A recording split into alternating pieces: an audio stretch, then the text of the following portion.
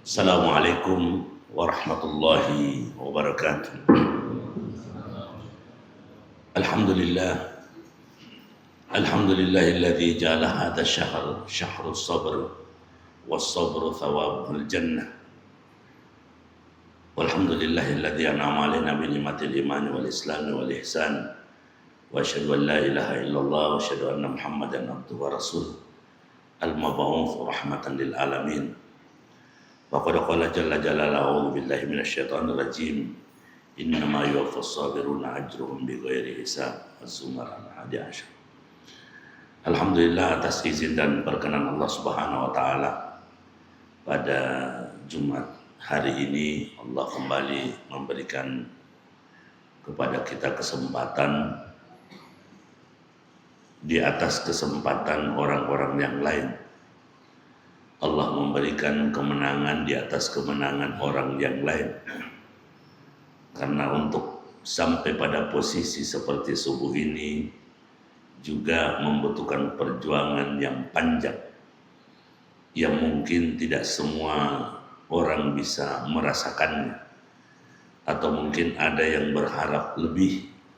Namun Allah Subhanahu wa taala mentakdirkan subuh ini kita menjadi orang-orang yang terpilih untuk berada dan duduk pada majelis ilmu luar biasa ini semata-mata lillahi kalimatillah, mengharapkan ridha dan pengampunan dari Allah Subhanahu wa taala. Subuh hari ini kita akan berbicara tentang sabar dengan berbagai macam kriteria-kriterianya dan berbagai macam kemuliaan-kemuliaan. Mungkin belum terlalu lama ada cerita yang sering diungkapkan oleh imam kita Ustaz Andi Ikhwan, yang cerita ini di dalam buku Irsyadul Ibad fi Sabilir Rasyad. Seorang alim yang kebetulan berada di pinggir sungai, entah mungkin niatnya bersantai, mandi dan sebagainya. Karena aliran sungai yang cukup deras sehingga menghanyutkan buah-buahan. Sedang bercengkrama di samping dan di sungai, orang alim ini mendapatkan sebuah buah-buahan yang hanyut. Ada yang di dalam riwayat ada yang mengatakan apel, ada yang mengatakan jeruk. Dia ambil lalu dibersihkan, karena melihat buah ini sangat matang dan menggoda, akhirnya digigit. Satu gigitan sudah masuk ke dalam kerongkongan, barulah orang alim ini sadar, iga punna. Padahal barang hanyut. Sudah terlanjur masuk satu gigitan. Maka buah-buahan ini beliau pegang dan berikrar akan mencari yang punya, minta dihalalkan. Buah-buahan mali tidak ketemu di jalan, tidak diambil di keranjang. Lalu dia berupaya mencari siapa yang punya. Tentu karena buah-buahan ini hanyut, mesti ada pohonnya di pinggir sungai. Lalu mencari. Seharian perjalanan belum menemukan kebunnya dan belum menemukan pohonnya. Tapi karena keyakinan yang tinggi bahwa saya telah melakukan sebuah kesalahan dan saya minta dihalalkan apa yang telah masuk. Ternyata perjalanannya tidak segampang dan sesimpel bayangan kita. Berhari-hari belum mendapatkan kebun. Menyusuri sungai, mencari siapa yang punya kebun. Setelah mendapatkan yang punya kebun, siapa yang punya, dan minta untuk dihalalkan. Setelah berhari-hari, mungkin buah di tangan sudah sedikit lagi hancur karena berhari-hari dipegang. Dia mendapatkan pohon yang dimaksud di atas sungai. Lalu dia mencari pemilik daripada pohon tersebut. Dia tidak pikirkan lagi beberapa hari dia berjalan, yang dia tahu saya minta ini dihalalkan. Padahal masalahnya baru mulai, belum selesai masalah. Kalau dihalalkan, kalau tidak, agak negau. Setelah mendapati pemilik buah-buahan, orang alim ini duduk bersimpu di depannya sambil memegang lebihnya buah yang sudah termakan usia pemulan jebonyo. Wahai saudaraku hamba Allah, di tanganku ada buah-buahan dan saya yakin buah-buahan ini berasal dari pohon, salah satu pohon yang ada di kebunmu yang berbuah di atas, di pinggir sungai. Ada apa? Terlanjur saya gigit separuh. Terlanjur sudah masuk ke kerongkongan dan masuk ke dalam mulutku, masuk ke dalam lambung. Terus kenapa? Saya minta engkau bisa maafkan saya. Dan saya minta kehalalan daripada buah ini. Kira-kira masih ada orang seperti ini hari ini.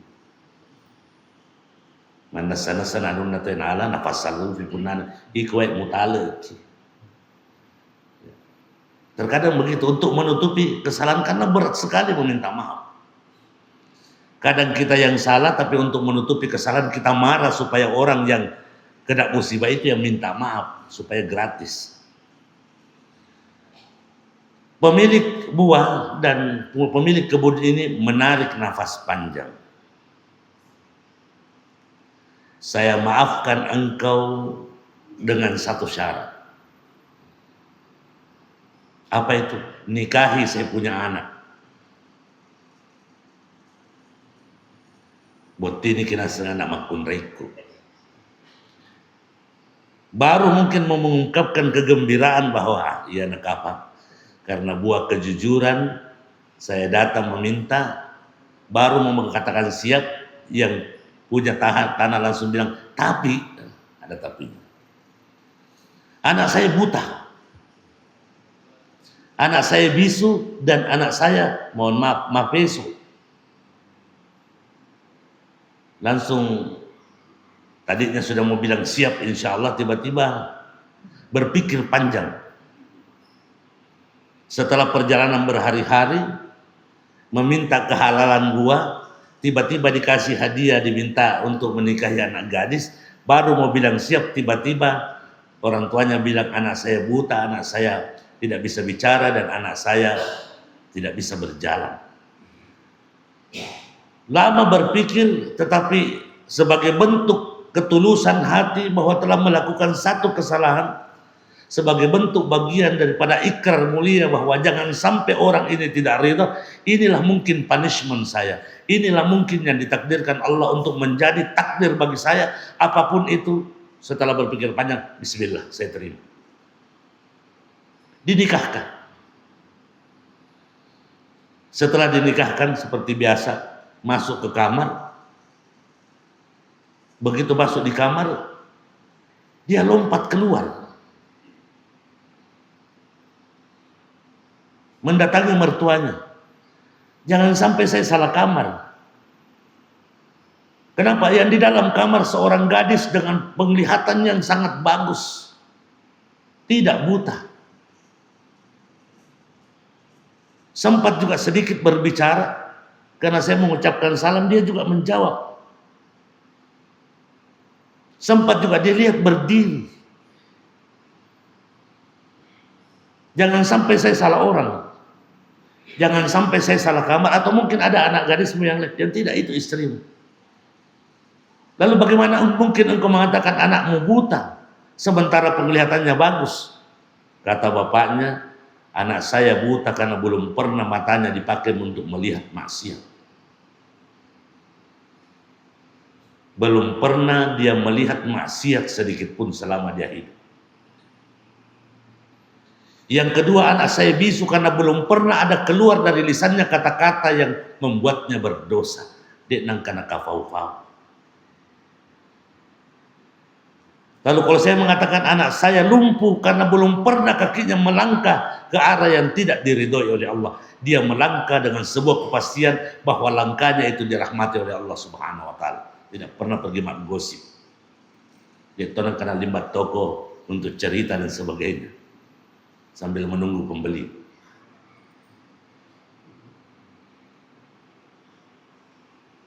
Ini buah dari kesabaran.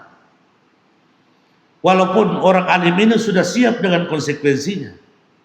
Berhari-hari dia datang untuk meminta kehalalan, ternyata dia mendapatkan sesuatu yang dianggap musibah tapi merupakan nikmat yang sangat luar biasa. Karena kesabaran. Ada pula kesabaran dalam sebuah kejadian. Allah mengatur sebuah kejadian untuk mengingatkan kita bahwa ada hal yang perlu diperhatikan dalam hidup ini. Maka kita mesti bersyukur ketika ada kejadian, dan kejadian itu mengingatkan kita bahwa inilah mungkin buah daripada kesabaran. Sebab Allah mengatur sedemikian rupa supaya kejadian itu terjadi. Kita ulang lagi ceritanya Khalifah Ali bin Abi Thalib ketika menjadi khalifah, yang suatu hari pintu rumahnya diketuk oleh tetangganya.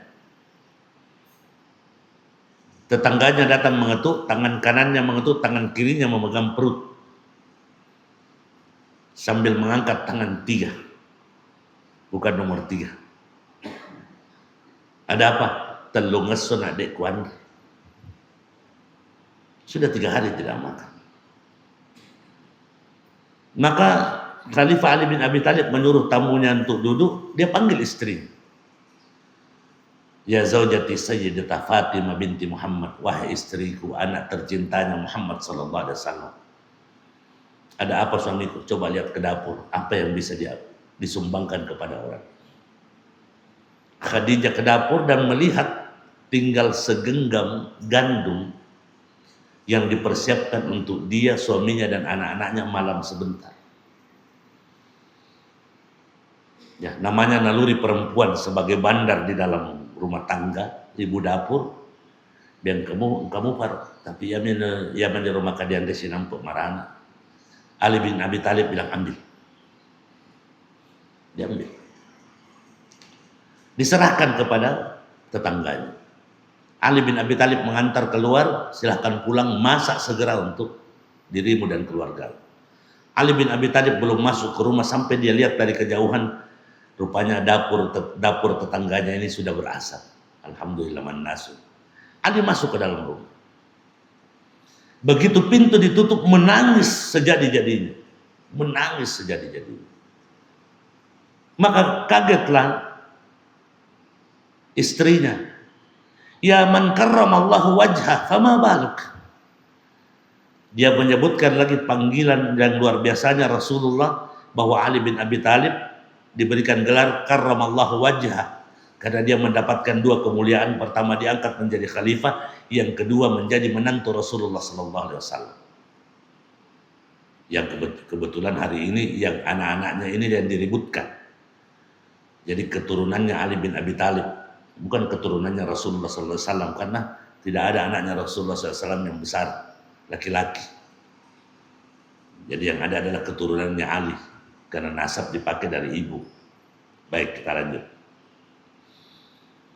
Ada apa engkau menangis seperti ini? Sementara sebelum-sebelumnya engkau luka setelah berperang. Ada luka di anggota badanmu karena sabetan pedang, karena tergelincir pada saat peperangan. Saya berharap engkau menangis dan meringis, justru engkau tersenyum karena luka itu kelak akan menjadi saksi di hadapan Allah bahwa luka ini saya dapatkan karena meninggikan kalimat Allah. Hari ini cuman karena segenggam gandum saya lihat engkau menangis seperti anak kecil. Apakah karena engkau berpikir dia nggak makan dia ada sinampok kondisi? Apakah karena engkau sedih bahwa tidak ada lagi yang bisa kita makan? Kata Ali bin Abi Thalib, bukan itu yang membuat saya menangis. Lalu apa? Saya sampai detik ini bingung bagaimana kelak menjawab di hadapan Allah Subhanahu wa taala, wahai Ali, engkau seorang khalifah. Masih ada yang bisa kau makan hari ini, lalu tetanggamu sudah 3 hari tidak makan, orang yang berada di dalam pemerintahan. Orang yang berada di dalam kekuasaanmu, apakah kamu tidak pernah lihat dan kontrol bahwa ternyata ada wargamu yang sudah 3 hari tidak makan sementara engkau masih memiliki persediaan? Masih ada pemimpin seperti itu hari ini. Itu yang membuat Ali bin Abi Thalib bersedih bahwa ternyata masih ada orang yang tidak makan sementara kita masih punya persediaan. Bahkan mohon maaf, masih banyak orang yang membuang-buang makanan. Saya dalam salah satu acara penjemputan, saya juga hadir di situ. Seorang pejabat. Ini saja yang penjemputan saya ceritakan, ini ternyata banyak berlaku di kita. Tamu datang, saya pikir apa dilemparkan? Dalam hati saya, ya Allah, ini satu biji ini akan bersaksi di hadapan Allah Subhanahu wa taala. Coba bawa ke pesantren, mana sepalan, masa pejabat dilempar-lempar beras? Pejabatnya santai-santai juga, mestinya kan tersinggung, itu bahan makanan. Apakah Anda sudah berkecukupan sehingga pejabat dilempar-lempar, mentang-mentang pangkatnya tinggi dilemparkan? Ini juga terjadi di proses pernikahan ketika tamu diundang datang. Bukannya itu disimpan, kasih orang miskin. Jelas pahalanya. Ini terjadi di sekeliling kita dan kita nyaris seolah-olah tidak punya kuasa untuk menyampaikan. Tolong disampaikan. Itu bahan makanan yang di luar masih ada orang mungkin hari malam ini belum tidur mencari apa yang bisa dimakan sementara kita terkadang berlebih dan bahkan membuang-buang. Wa na'udzubillah min dzalik. Ini karena kalau bukan karena kesabaran, Allah tidak memberikan pelajaran berharga kepada Khalifah Ali bin Abi Thalib. Jadi ada orang diberikan pelajaran lewat musibah. Ada orang diberikan pelajaran mungkin karena pangkatnya tertunda. Ada orang mungkin diberikan pelajaran karena rasa sakit, karena rasa rugi. Ada orang diberikan pelajaran ketika dia bingung menentukan sikap. Jangan langsung memvonis bahwa cecek pengalat ta'ala. Mungkin itu caranya Allah mengingatkan kita untuk kembali beristighfar. Kalau bilang ada orang pusing, syukur engkau sama kata pusing. Kalau di Bali di sana, pepatahnya orang Bali agak lain-lain juga. Bersyukurlah ketika Anda pusing. Itu pertanda bahwa Anda masih memiliki kepala. Artinya apa? Tua ngupi. Karena kalau sudah tidak ada kepala, bagaimana caranya mau pusing? Inilah buah daripada kesabaran. Seorang pemimpin ketika sabar, ada caranya Allah memberikan signal. Mungkin menegur dengan cara tidak langsung. Tidak bisa dikatakan tidak ada hubungan. Ada hubungan. Maka Allah mengisyaratkan, ya ayyuhalladzina amanu ista'inu bis-sabri was-salat. Meminta tolong, memohon pertolongan, memohon bantuan bis-sabri was-salat. Kenapa? Karena orang sabar dan orang salat dua-duanya orientasinya Allah. Orang yang sabar mesti dalam hatinya selalu mengingat Allah. Ketika dibully, dipersekusi, disudutkan, diejek oleh orang, ketika dia sabar, mapaliswi, kontak langsung dengan Allah, itu cara meminta pertolongan. Sama dengan orang salat. Makanya di awal-awal Ramadan, dan kita selalu saling diingatkan, fakam min qaimin laisa lahu min qiyami illa ta'ab. Terlalu banyak orang berdiri salat tidak ada yang didapatkan kecuali capek karena dia tidak terkoneksi langsung kepada Allah. Tapi ketika dia terkoneksi langsung dengan berupaya semaksimal mungkin untuk khusyuk, tidak ada pikiran lain selain mengharapkan ridha Allah Subhanahu wa taala, inilah yang dimaksud talabal ma'unah. Memohon pertolongan kepada Allah. Kenapa? Innallaha ma'as sabirin. Banyak sekali ayat dalam Al-Quran yang mengisyaratkan bahwa Allah bersama orang sabar. Bagaimana konsekuensi sabar? Ya seperti cerita tadi. Di dalam pepatah Arab menyampaikan as-sabru kas-sabiri murrun fi madaqatihi lakin awaqibuhu ahla minal asal. Kita ketika mencoba untuk sabar seperti rasanya memakan buah sobiri. Buah sobiri ini dalam riwayat adalah buah paling pahit di dunia. Belum sampai ke lidah sudah terasa pahit. Itu namanya buah sobiri di Timur Tengah.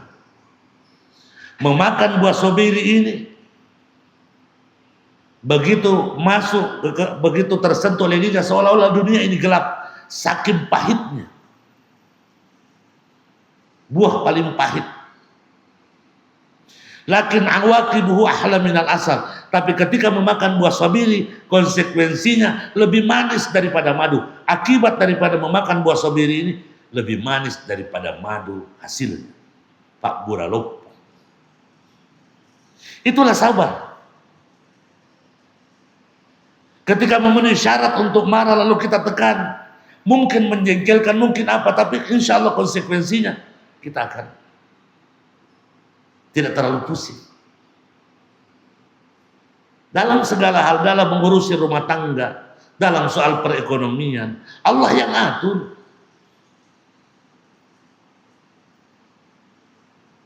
Saya belum lupa pernah menyampaikan bahwa kalau posisi toko itu menentukan keuntungan seseorang, maka semua los-los yang ada di tengah pasar sudah dari dulu gulung tikar. Coba tanya kita yang biasa membeli, tiba-tiba macam dengan titah talamat tengah. Itu jalan rezeki.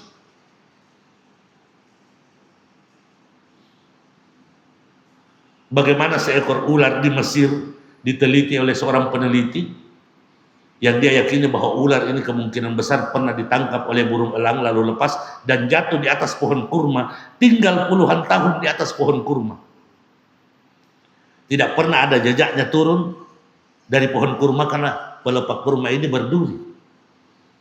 Lalu dia tinggal puluhan tahun, dia besar. Yang lebih luar biasanya lagi, ular ini buta. Tertutup ini matanya. Tidak melihat. Dan tidak mungkin ular makan kurma. Tapi Allah aturkan rezekinya.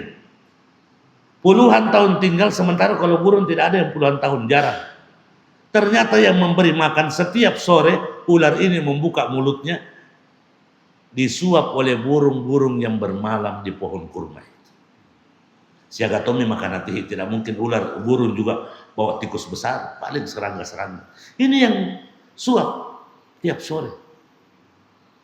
Karena dia tinggal di atas. Allah mengatur rezeki. Termasuk, mohon maaf, bukan bahwa kita tidak menghormati program pemerintah, keluarga banyak. Bahwa ketika ada seorang suami istri mengatur kehamilannya karena takut tidak punya rezeki, Allah akan murka. Memangnya rezeki kita yang punya aturan, Allah yang atur.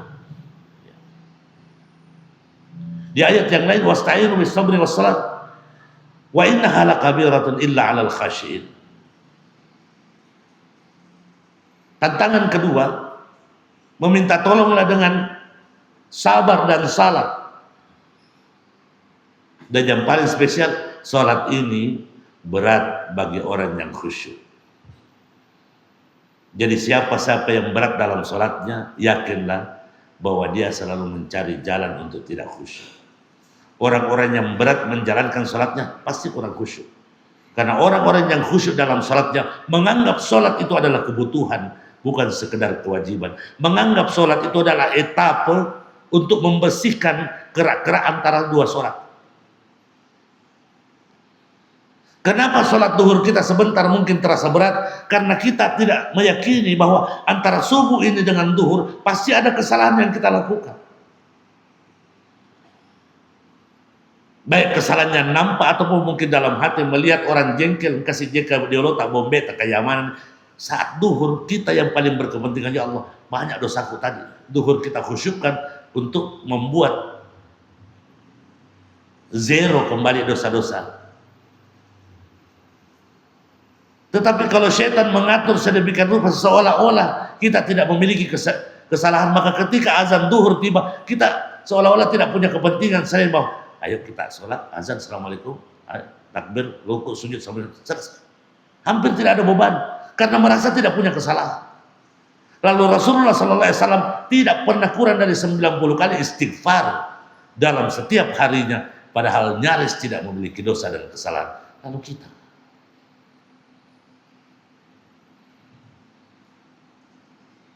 belum lagi dengan konsep kalimat istirja yang harus kita sosialisasikan. Kalimat istirja, talabur raja, ngapalisu. Apa kalimat istirja? Inna lillahi wa inna ilaihi rajiun. Bukan kalimat kematian.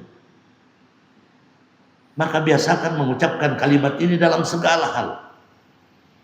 Kami yang guru, biasa ketika menulis di papan tulis, tiba-tiba patah, kapur, jatuh, innalillah. Tiba-tiba santri bilang, iga mati Ustaz. Ya ini semua. Karena kita selalu menganggap bahwa itu cuma kalimat buat orang meninggal. Mari kita analisa di dalam ayat. Walanabluwannakum bisya'in. Apa yang pertama? Bukan kematian. Coba lihat ujian Allah yang paling pertama. Walanabluwannakum bisya'in. Kami akan uji engkau dengan bisya'in ini. Sedikit lagi kalau boleh dikatakan capak kanuku. Bisya'in, sedikit sekali. Tapi bagi kita sudah maha dahsyat. Apa yang pertama? Walanabluwannakum bisya'in minal khauf. Ini ujian terbesar yang pertama, rasa takut. Karena ketika rasa takut meliputi diri kita, tidak rasional, sulit untuk mengungkapkan kebenaran, sulit untuk menyatakan kebenaran karena takut. Mohon maaf, kemarin rame mengaji demi mencapai target 300.000 orang khatam. Jadi saya sempat bertanya, ini untuk apa? Pokoknya target Ustaz, supaya dapat rekor muri 300.000. Ternyata bisa. Dalam satu hari 300.000 orang khatam. Lah hari-hari sebelumnya Anda kemana? Hari ini di mana lagi yang 300.000 itu? Kenapa tidak sampai 270 juta penduduk Indonesia? Karena di salah satu kementerian. Jadi kita respect betul bagi orang-orang yang memiliki kekuasaan dan kekuasaannya itu dimanfaatkan untuk hal-hal demikian. Bisa tercapai, bisa. Karena kita punya potensi itu. Ini yang pertama, rasa takut. Jadi kalau orang sudah memiliki kekuasaan dan dia memanfaatkan kekuasaannya dengan sebaik-baiknya, ternyata bisa mensupport orang. Sama dengan kalau ada pemimpin terpilih lalu dia suka mengkelereng, di Pasamana kali tamak baguli mana. Walaupun kita tidak suka, masih ingat dulu waktu main bulu tangkis, rata-rata sekolah bikin bulu tangkis. Kenapa? Bupatinya suka bulu tangkis. Bayangkan kalau bupatinya suka mengaji, terpaksa. Walaupun saya bilang pakai kalimat terpaksa, ini ke Bapak ya, inilah pentingnya. Saya masih ingat almarhum Pak Andi Rudianto. Waktu dirujak sedikit bercanda, Ustadz saya disinggung ini sama orang. Kenapa katanya Pak Bupati tidak pernah muncul di salah satu masjid di Sijai? Bukannya tidak boleh ditampakkan ibadah. Luar biasa alasan beliau. Saya kira kalau menampakkan ibadah itu riak. Betul Pak Bupati, cocok ada. Satu masalahnya, apa itu? Bupati. Kenapa bisa? Kalau tidak ada, sebuah kepala dinas juga tidak ada. Tapi coba kita kalau ada. Wah sembarang. Biasanya begitu, tergantung Bapak Ki. Baik. Yang pertama al-khauf.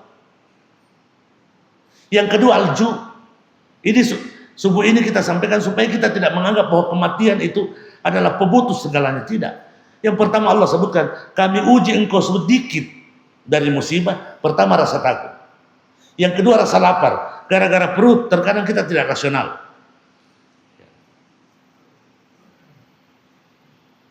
Kalau istilahnya orang Makassar, tena batang keke.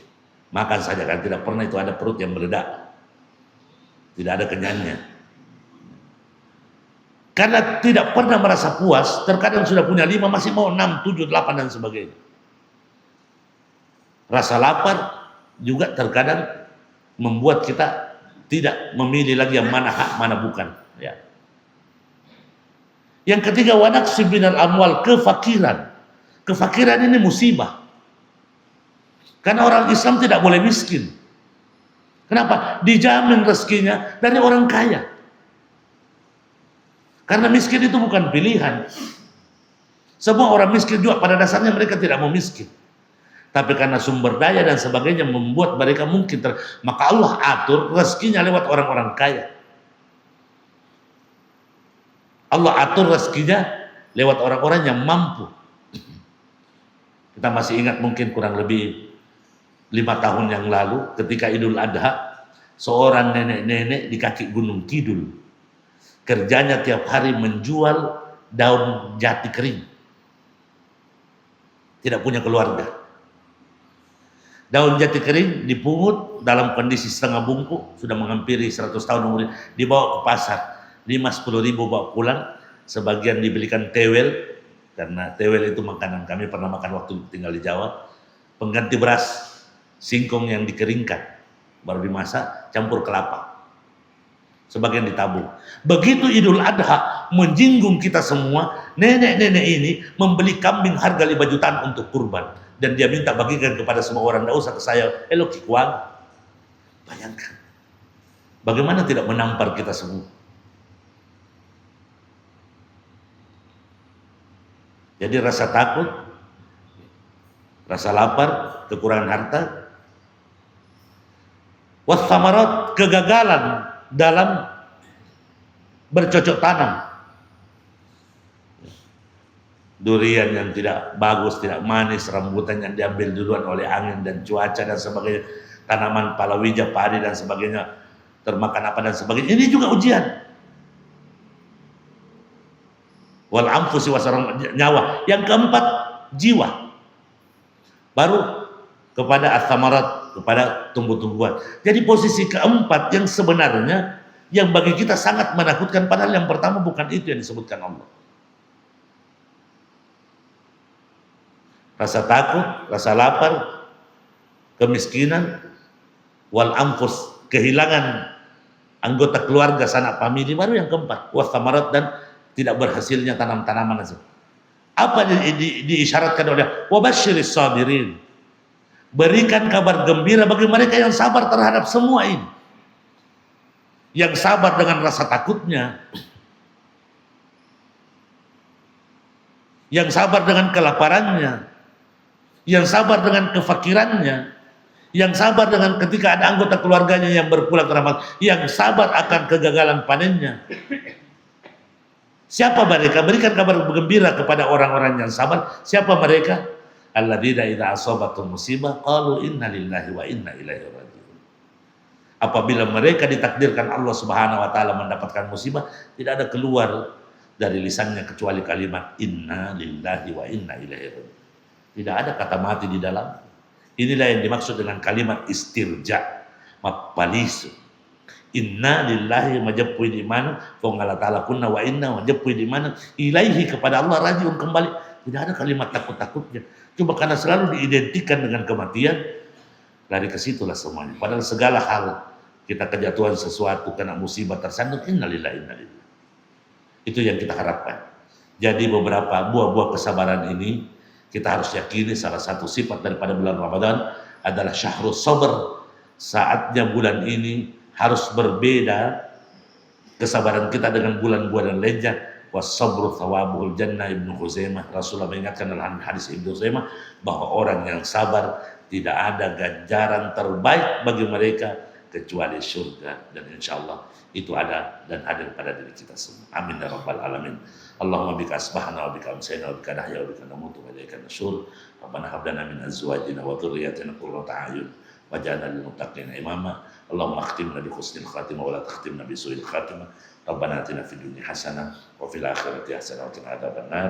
Walhamdulillahi rabbil alamin. Assalamualaikum warahmatullahi wabarakatuh.